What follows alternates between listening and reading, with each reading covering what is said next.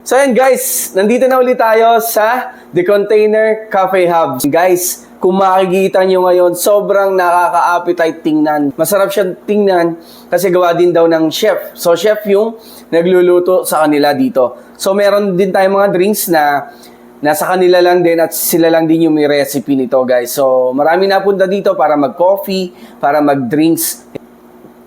Ang sarap ng gulay, ang fresh. Sarap yung quesadillas ah. Tapos ito naman yung blueberry latte, pinagmamalaki ni Aliura. Ay, oo nga, no? Nice, Aliura, sarap.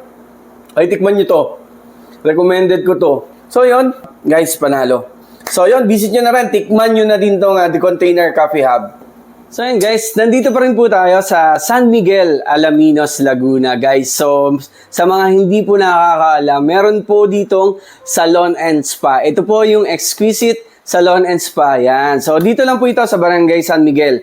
So, marami silang ino-offer dito, mga idol. So, itatry natin ngayon yung kanilang Japanese head spa na 750 lang. Murang-mura po yan compare sa iba. Yung talagang marerelax ka, di ba? So, visit nyo na din. Try nyo na din. Sarap yun sa experience.